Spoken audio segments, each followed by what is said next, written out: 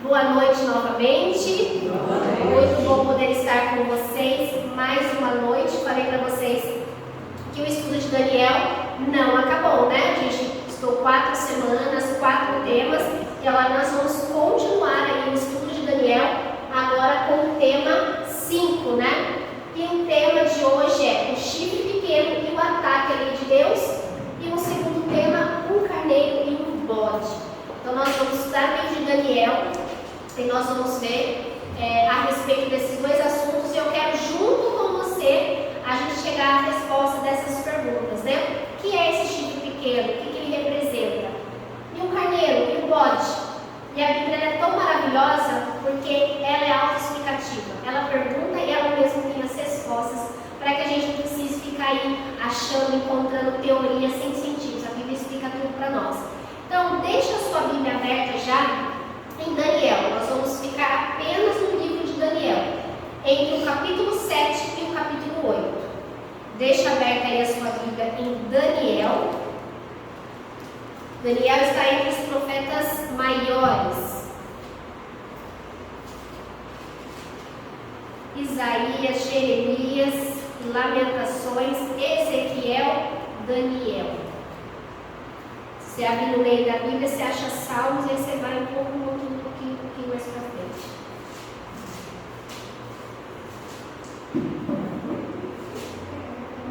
Todo mundo achou? Achou? Capítulo 7. Deixa aberto no capítulo 7. Nós vamos ler algumas passagens do capítulo 7 e depois nós vamos ler algumas do capítulo 8, tá? Deixa aberto no 7. E aí, quando a gente for ler o 8, é só você virar a sua página. Eu vou colocando algumas imagens aqui para que fique de forma mais didática, tá bom? Eu, pelo menos, gosto muito de ter imagem porque eu acho que eu aprendo mais assim. Espero que também ajude vocês a compreender. Então, nós vamos começar a falar sobre o chifre pequeno e o ataque à lei de Deus. Nós vamos juntos responder algumas perguntas. Aí eu vou pedir para a Roberta também para nos ajudar, para ela deixar o celular dela aí próximo, que na hora que a gente for fazer umas continhas, quero que você nos ajude na calculadora, tá? Se estiver por aí, porque vai ser muito interessante a gente acompanhar. Se você tiver a calculadora no celular aí também, a gente vai fazer algumas continhas juntos para a gente ver como a profecia acerta em cada ponto e cada detalhe. Então vamos lá? Nós estudamos na semana passada, nós falamos sobre 4 animais estranhos, sim ou não?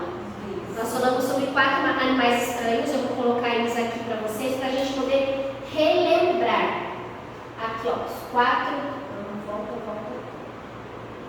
Os 4 animais estranhos eram esses aqui, né? Era o leão com asa, era o urso, era o leopardo, e o último animal era um animal estranho, né? Vamos ler aqui o que Daniel fala a respeito deles. Então vamos lá. Daniel, capítulo 7, o verso é o 4.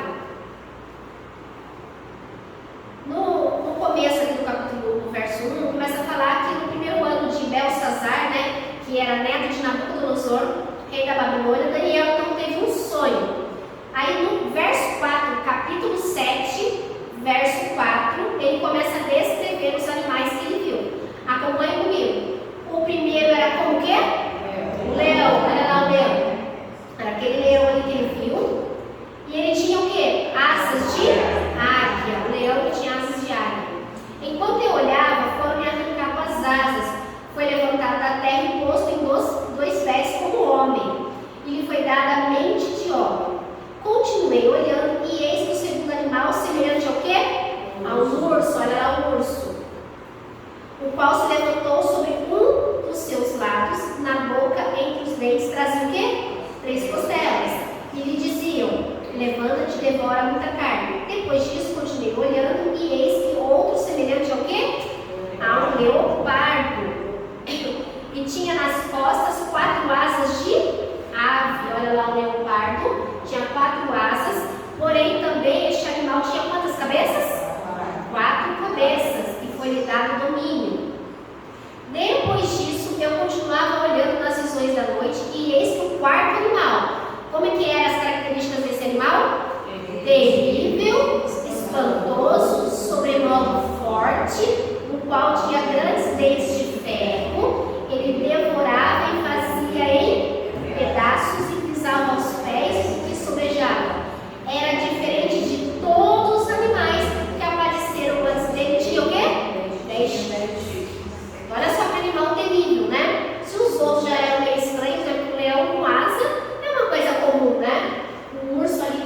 costelas, né? O leopardo com 4 cabeças e também com asas. E esse quarto animal ele era terrível, ele era espantoso. Ele era mais forte do que todos os outros 3 que vieram antes dele. E ele tinha 10 chifres, né? E aí, o verso 8 vai dizer o quê? Olha lá.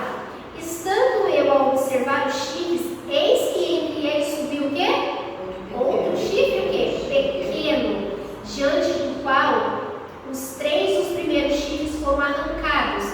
E eis que neste chifre havia olhos como os de homem e uma boca que falava sonhos.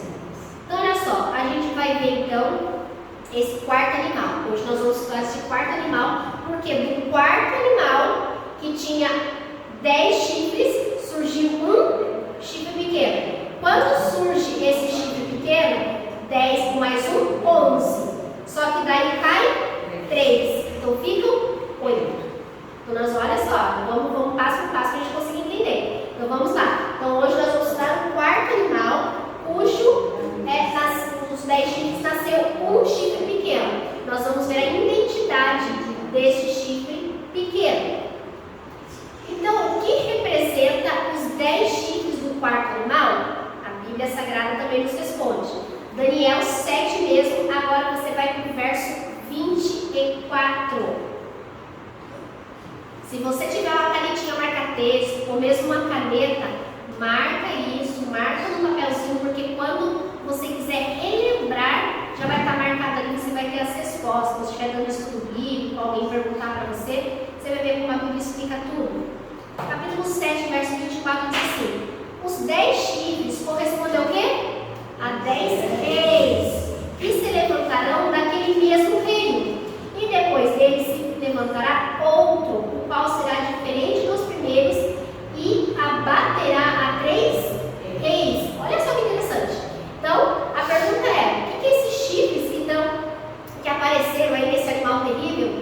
A Bíblia já explicou. 10 chifres simbolizam 10 reinos.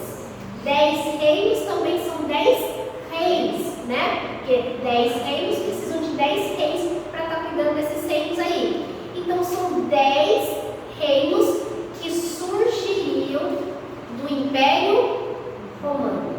Por que do Império Romano? A gente vai ver que esse quarto animal terrível nada mais é do que o Império Romano. Deixa eu mostrar para vocês uma outra imagem aqui, que ele vai mostrar muito bem sobre isso. Olha lá.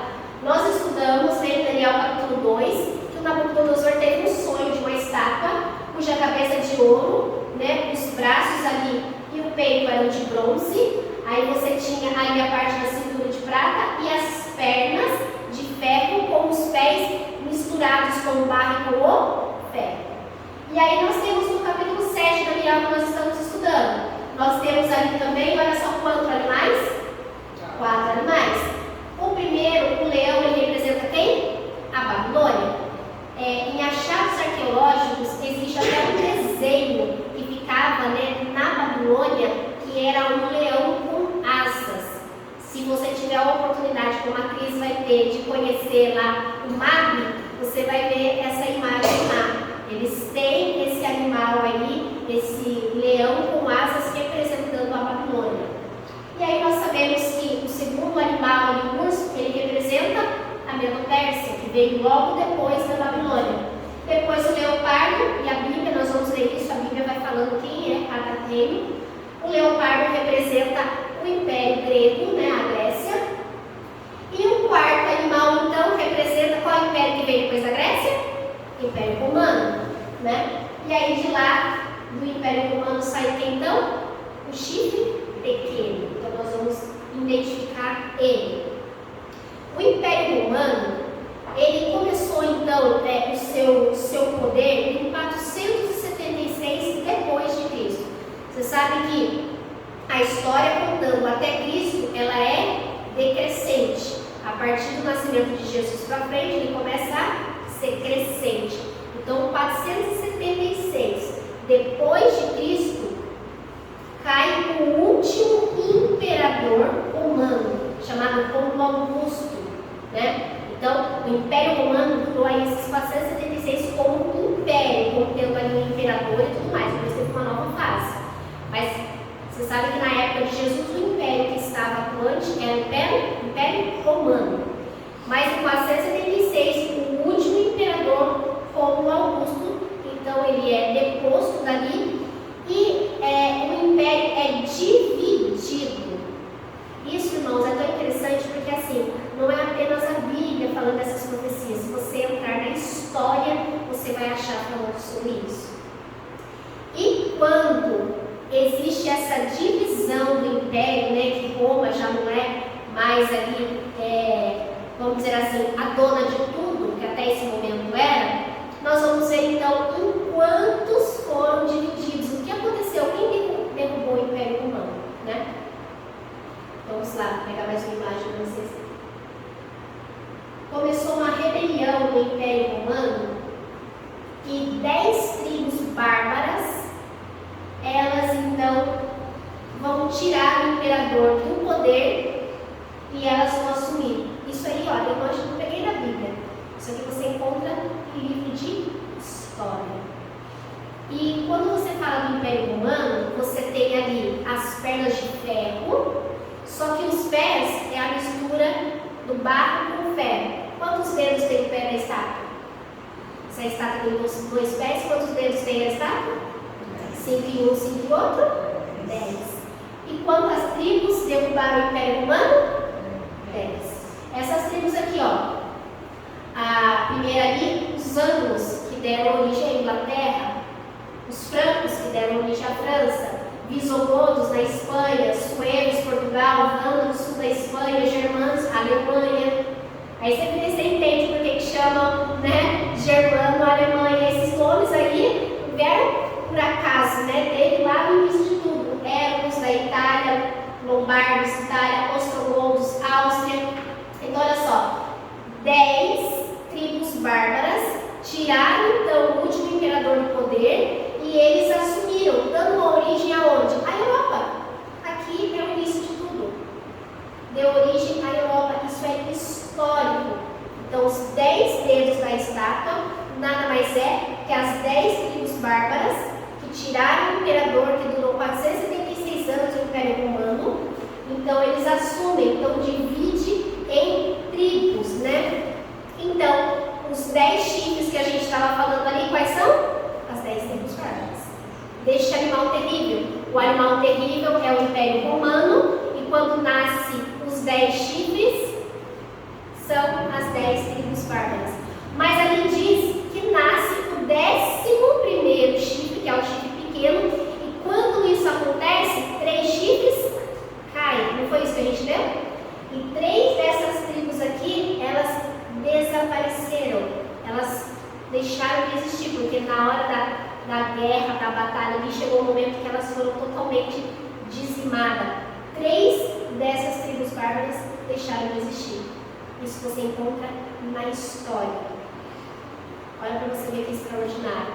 A Bíblia já dizia isso para nós, relatava isso em profecia, e a história comprova que 3 das 10 tribos, elas deixaram de existir. Então vamos lá, nós começamos aqui a identificar os personagens que a gente está falando. Então, os 10 chifres são as 10 tribos bárbaras, né?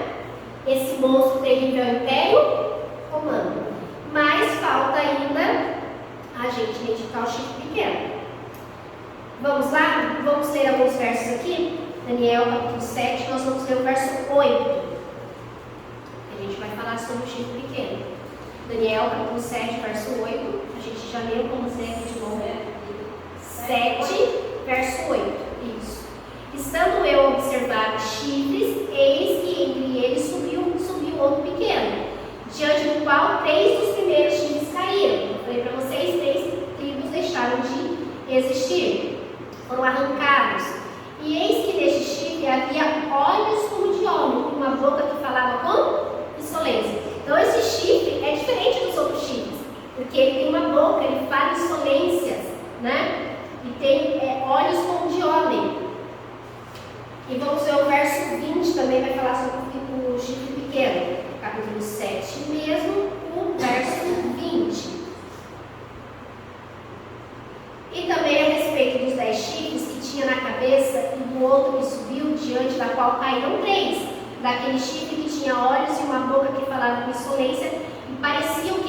mais robusto do que os seus companheiros, era mais forte do que todos os outros. Então nós vamos pegar as características desse chifre pequeno. Então a primeira característica que a gente leu aqui tanto no verso 8, o chifre pequeno ele surgiria dentre os 10. Desses 10 surgiria o 11º. Olha o que diz o verso 24 do capítulo 7 mesmo. Responde isso para nós, verso 24. Os 10 chifres correspondem a 10 reis, que se levantarão daquele mesmo reino, e depois dele se levantará outro, o qual será diferente dos primeiros, e abaterá os 3 reis. Né? Então, 3 assassinos caíram, mas esse chifre pequeno permaneceu. E nós lemos aqui, o chifre pequeno ele arrancaria esses 3 chifres, né? E a outra característica a gente leu, ele possuía olhos como de homem e boca que falava insolência. Outra característica que a gente leu, mais robusto, mais forte que os outros. E o verso 21 fala uma outra característica muito interessante. Na hora que eu começar a ler, você já vai começar a identificar a identidade do chifre pequeno. Olha o que diz o verso 21. Eu olhava e eis que este chifre fazia o quê? Guerra contra quem? Santos, e prevalecia contra eles. Aí vamos ver o outro verso agora, o 25. O que esse chifre pequeno vai fazer? Proferirá palavras contra o Altíssimo, magoará os santos do Altíssimo e cuidará de mudar o quê? Os tempos e a lei. E os santos lhe serão entregues nas mãos, por um tempo, 2 tempos e metade de um tempo. Então, olha só as características do chifre pequeno. Aqui a gente consegue perceber que eles vão fazer uma perseguição àqueles que pertencem a Deus. Então, nós vamos pensar na história da humanidade. Quem será que perseguiu os cristãos? Que rei? Ou quem foi o perseguidor do povo de Deus por muitos e muitos anos, né? E o seu domínio seria tirado por um tribunal e ele seria destruído. Olha só o que diz o verso 26. Nós lemos 25, olha só. Mas depois se assentará o tribunal para lhe tirar o domínio, para o destruir e o consumir até o fim. Olha só que interessante. As características. Então presta atenção nessas características, nós vamos achar quem é o chifre pequeno e a história, o que aconteceu com esse chifre pequeno. Lendo todas essas características, quem vocês acham que é o chifre pequeno? Com todas essas características. Lembrando que o Império Romano, Roma Imperial já havia passado. Que o último rei, né, o último imperador, caiu em 476 por causa das 10 tribos. Mas com todas as características, quem você acha que é o chifre pequeno? Roma Papal. Já no seu outro período. Passou o seu período imperial, mas começa agora o seu período religioso. E aí, por que a gente chega nesse consenso? Aqui fala muito sobre proferir palavras contra o Altíssimo, magoará os santos do Altíssimo, cuidaria de mudar os tempos e a lei, e a gente vai ver aqui o que Roma Papal fez, então, para que a gente considere ela um chifre pequeno. A igreja, né, a igreja romana, ela afirma que o Papa ele ocupa o lugar de Deus aqui na Terra. Ela deu autoridade para que o homem ouvisse a confissão dos pecados de outro homem. Né? O Papa ele é considerado infalível. Então são características que deveriam ser atribuídas a Deus, não ao homem. Então ele está ferindo aqui então a palavra de Deus, está se colocando no lugar de Deus. E ele perseguiu os cristãos, sim ou não? A gente pensa que só no período do Império, né, Romano que teve perseguição, só em outros períodos, não. O período de maior perseguição dos cristãos foi justamente no período de Roma Papal. Quantas pessoas foram mortas, né, por se consideradas hereges, quanta perseguição, quanta coisa teve aos cristãos, aqueles que queriam permanecer guardando a palavra de Deus. E aí, agora vai entrar um cálculo que eu gostaria de fazer junto com vocês. Aqui diz que a perseguição aos cristãos duraria um tempo, 2 tempos e metade de um tempo. Um tempo profético considera-se um ano. 2 tempos proféticos seriam 2 anos. 2 mais 1, 3, certo? Metade de um tempo, meio. Então, 1 mais 2 mais meio, 3 anos e meio. Só que nós precisamos fazer essa conversão em profecia. Quantos meses tem um ano? 12. Então, 3 anos e meio vezes 12, que equivale a um ano. 3,5 vezes 12, quanto dá, Roberta? 42. 42 meses, certo? A gente fez o cálculo aqui de meses. Só que em profecia, a gente precisa fazer a conversão também. Então, nós vamos converter. Nós falamos 42 meses. Quantos dias tem mês? 30. 31 é algo que foi acrescentado no tempo depois. Aqui no tempo do calendário eram 30 dias. 42 vezes 30? 1260 dias. Em profecia, dia é ano. Quanto tempo durou a perseguição? 1260 anos. É muito tempo de perseguição, você concorda comigo? 1260 anos de perseguição aos cristãos. E dá tão perfeito a profecia que você vai pegar lá o ano de 538, que foi o ano que foi consolidado pelo imperador, que ainda existia, o imperador romano chamado Justiniano. Ele confirma legalmente o primeiro bispo de Roma, chamado Virgílio, como cabeça de todas as igrejas. Então, a partir do ano de 538, então a Roma papal começa ali a ter o seu poder, porque ele estabelece um poder civil, estabelece um poder religioso como cabeça de toda a igreja, no ano 538. E se você pegar 538, somar com 1260 anos de perseguição, você vai cair na data de 1798. Será que teve algum acontecimento nessa data? Teve um acontecimento muito importante. Em 1798 cai o último Papa. E esse Papa ele caiu nas mãos do general Berthier. Era o general de Napoleão Bonaparte. Então o Papa é preso. O Papa Pio VI. Olha só que interessante. O que a gente leu no verso 26? Mas depois que fala, olha, do tempo, 2 tempos e metade de um tempo, que é 1260 anos, nós vemos aqui pelo cálculo, o verso 26 diz: mas depois se assentará o tribunal para tirar seu domínio. Depois de 1260 anos, a partir de 538, cai então o último Papa. Ele é preso. Ou seja, o tribunal que está dizendo aqui se cumpriu exatamente nesse período. Em 1798, acaba-se então a era de Roma papal. Dá para perceber que as profecias se cumpriram perfeitamente nas datas exatas que elas apresentaram para nós? Bíblia é perfeita, você não teve um erro de tempo, de cálculo, exatamente como está aqui aconteceu na história da humanidade. Mas a gente leu também que esse chifre pequeno, ele mudaria o tempo e as leis. Será que isso aconteceu?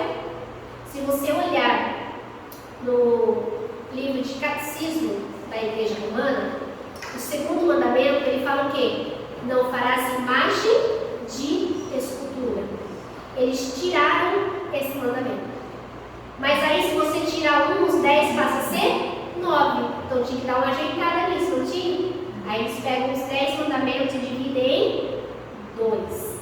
Eles alteraram a lei de Deus. E aí quando chega no quarto mandamento, teve alteração também? Sim ou não? O que diz o quarto mandamento? Que deve se guardar o sábado. Lembra-te do sábado para guardar, santificar, não é isso? E aí passa a se guardar qual dia? Então a própria igreja assume que ela fez essa mudança.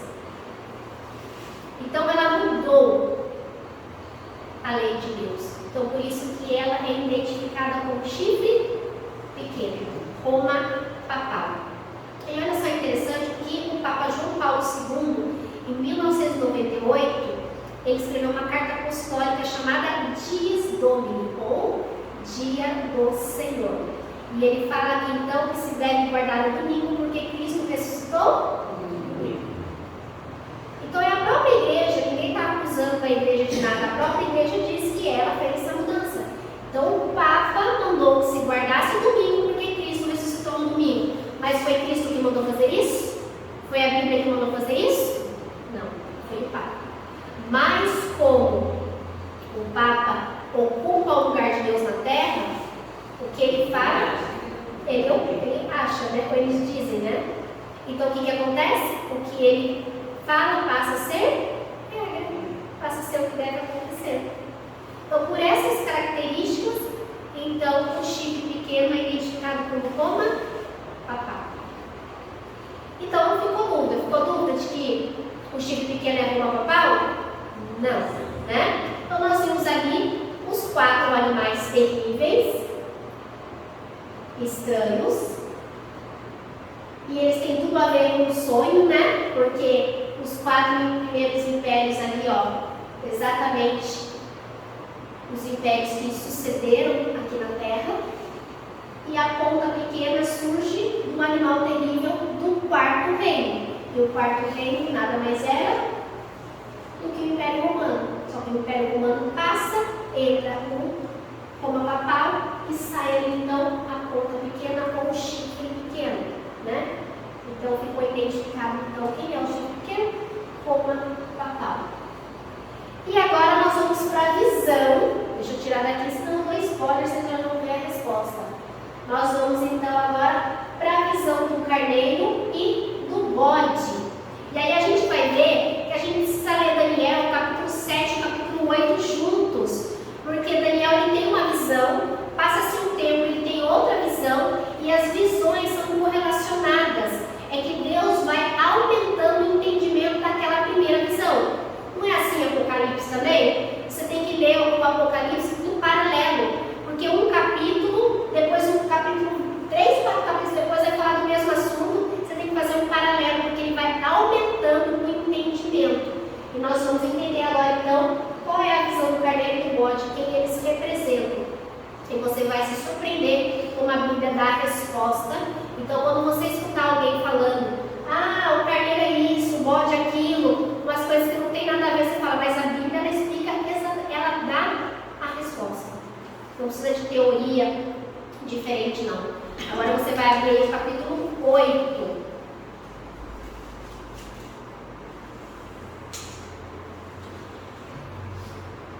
Capítulo 8.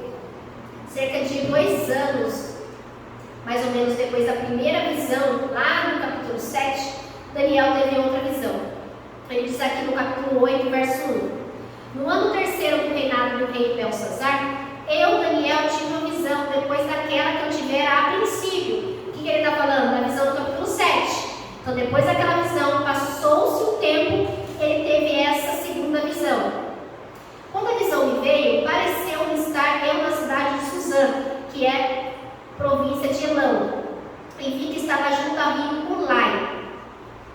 Então levantei os olhos e vi, e eis que diante do rio estava um carneiro, o qual tinha quantos chifres? 2 chifres. E os 2 chifres eram altos, mas um mais alto que o outro, e o mais alto subiu por último. Olha só que interessante. E aí o verso 4 diz assim: vi que o carneiro dava o quê? Marradas para o ocidente, e para o norte, e para o sul. E nenhum dos animais lhe podia resistir, nem havia quem pudesse livrar-se do seu poder. Ele, porém, fazia segundo a sua vontade, e assim se engrandecia. Então nós vamos fazer um paralelo agora de Daniel capítulo 8 com o 7. Porque você vai ler o 7 comigo, você vai ver que até algumas palavras são muito parecidas. Então, Daniel capítulo 7 e Daniel capítulo 8, eles vão fazer um paralelo que vai explicar pra gente quem é o carneiro e depois quem é o bode. Volta uma página, Daniel capítulo 7, verso 5.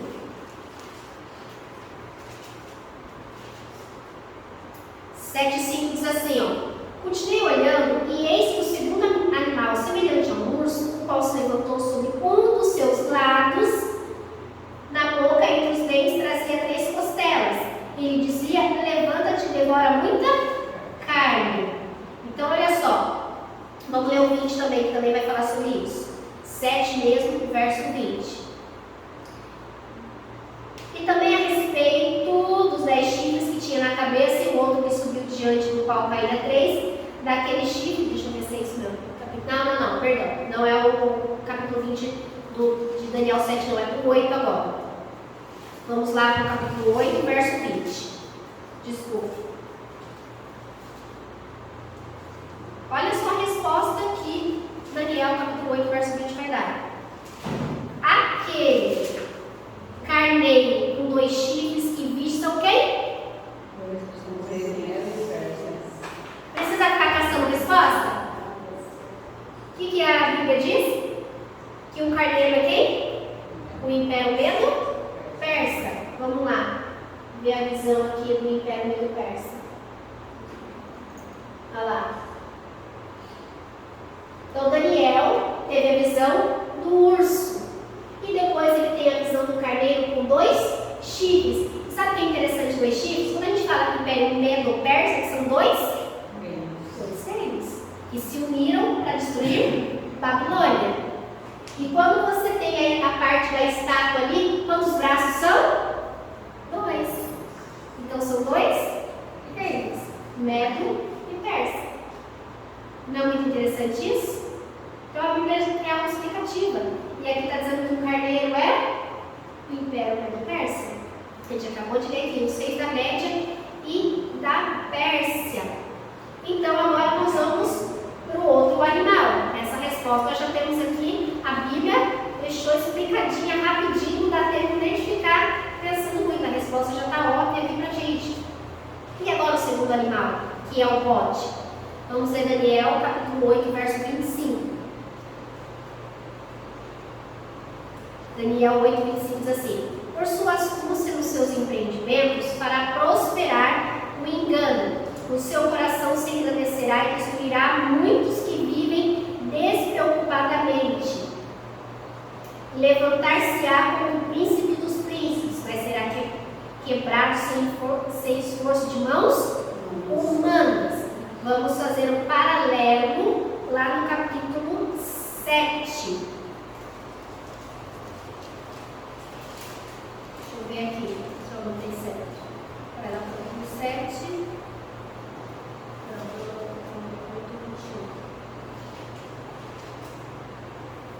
Logo em seguida. Irmãos, é o capítulo 8 mesmo, verso 21. É tanto 7, 8, 20, 21 que a gente... Aqui vai falar sobre o bode. A gente terminou aqui falando da Média Persa, ao 21 diz. Mas o bode pergunta quem? Grécia. Olha a resposta aí. O chifre grande entre os olhos é o primeiro rei. Então, qual é o império que sucedeu o Império Medo-Persa? A Grécia. Olha lá.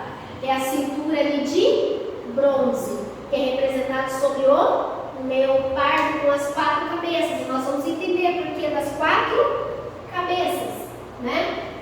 Vamos ler aqui o que fala um pouco mais sobre esse império.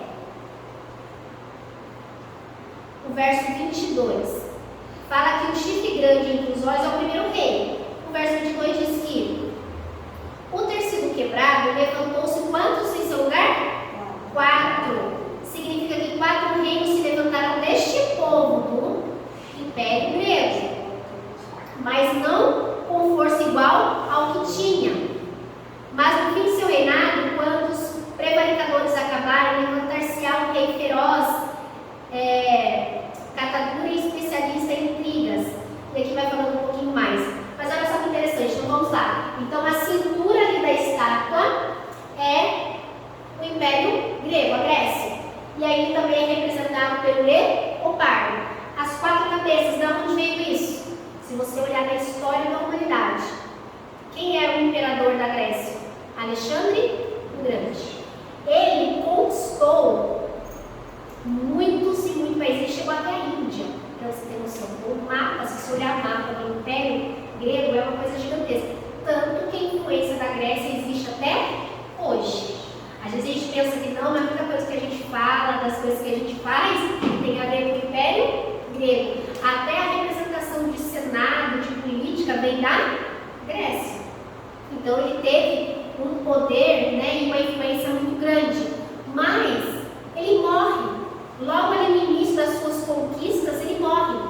E como ele não deixou herdeiro, 4 dos seus generais assumem o poder, representando as 4 cabeças. Olha só que interessante. Olha como a profecia é perfeita. Hoje a gente sabe isso porque a gente conhece a história. Mas na época, quem queria entender isso daí?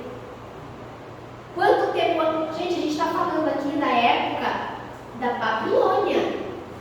Nós acabamos de ler no capítulo 7, que era no tempo do rei Belsazar.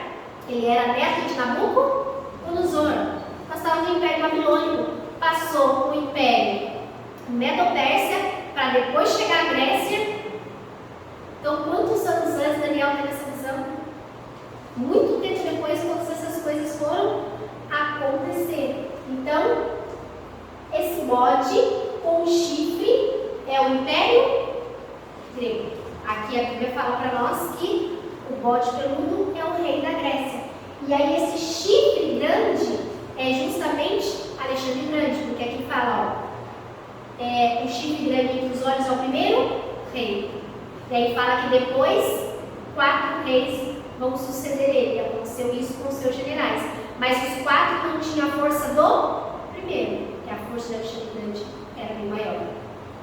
Os 4 reis, os 4 generais, né, que assumem então a divisão do reinado, Ptolomeu, Licímaco, Seleuco e Cassandro. Os nomezinhos bonitinhos. Licímaco, isso não. Seleuco e Cassandro são os 4 generais que assumem então o poder. Mas nós temos aqui um novo elemento.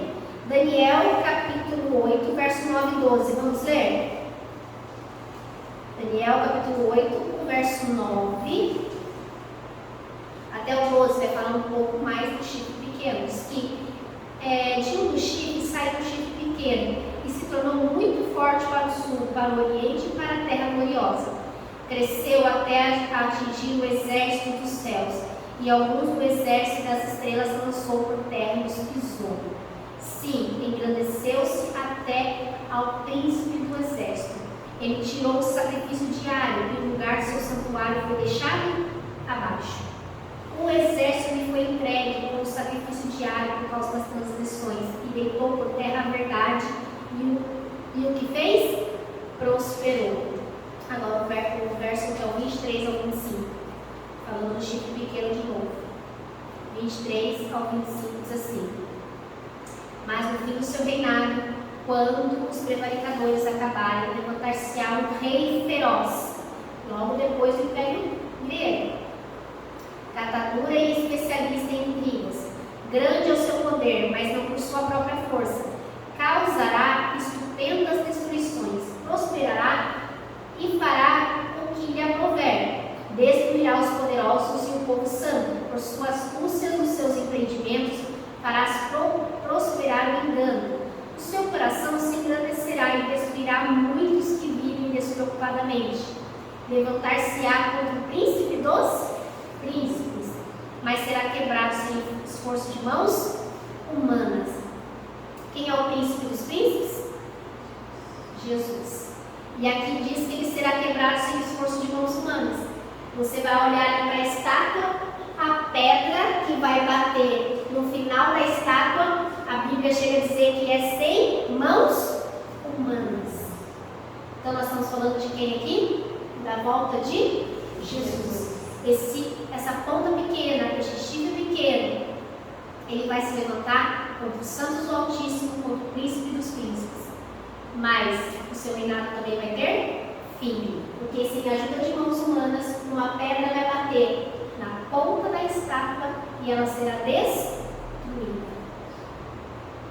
É extraordinária a palavra de Deus, é ou não é? Então hoje nós conseguimos identificar o chifre pequeno como papai. O carneiro é quem?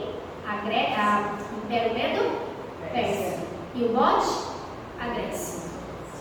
E aqui novamente, né, o chifre pequeno, ele aparece. Porque a sua influência dura até hoje. Continua tentando destruir as verdades da palavra de Deus. Mas essa pedra, sem a ajuda de mãos humanas, ela vai destruir todos os reinos. Todos eles já passaram. Está faltando só um. E ela vai destruir. E Jesus vai voltar. E a profecia vai ter o seu cumprimento final. Não importa o tempo de angústia que os filhos de Deus passaram ao longo de toda a humanidade. Cada um vai ter o seu destino selado. E para aqueles que sofreram por amor a Cristo Jesus, vão ter a eternidade ao lado do Senhor e jamais se lembrarão do que passaram. Hoje, para nós precisamos estudar as profecias para não sermos enganados. A Bíblia tem as respostas que nós precisamos. Não precisamos inventar teorias. Não precisamos inventar soluções novas. Nós acabamos de ver aqui, a Bíblia deu a resposta para nós de tudo que a gente precisa. Nós precisamos continuar estudando as profecias para que cada vez mais, se aproximando do tempo do fim, eu e você permaneçamos fiéis, sabendo que todos esses reinos passaram. Os mais fortes, poderosos, influentes que eles foram. Babilônia, cabeça de ouro. O poder que Babilônia tinha. Medo-Pérsia, 2 reis poderosos, o Império Medo e o Império Persa. Aí você tem a Grécia com tanta influência e ocupou tantos espaços, né, no mapa da história.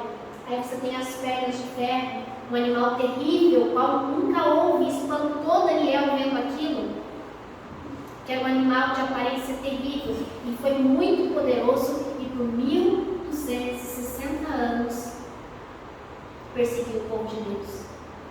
E aí depois nós temos ali os pés de barro, de ferro, significa que nunca mais eles se juntariam, a não ser que seja por alguns propósitos, né? E aí você entra em acordo por propósitos iguais, por dinheiro, por comércio, e aí eles fazem as suas alianças. As 10 tribos bárbaras surgiu então os países da Europa. Mesmo assim, todos eles passaram. E o único que vai permanecer é essa pedra, que vai destruir essa última força. E Jesus vai voltar. Amém? Amém? Que Ele nos ajude a permanecermos fiéis, inabaláveis na santa palavra de Deus. As profecias nos provam apenas uma coisa: tudo o que a Bíblia diz é verdade. Muita coisa já aconteceu. E algumas estão para acontecer. Se tudo que ela disse até hoje é verdade, então aquilo que ainda falta se cumprir também vai acontecer. Amém? Amém. Deus nos ajude a permanecermos fiéis. E na próxima semana, né, nós vamos ter a final de semana de mordomia. Aí no outro domingo nós teremos novamente o estudo de Daniel. E nós vamos falar sobre as 2.300 tardes e manhãs e a purificação do santuário. Amém? Que Deus nos abençoe.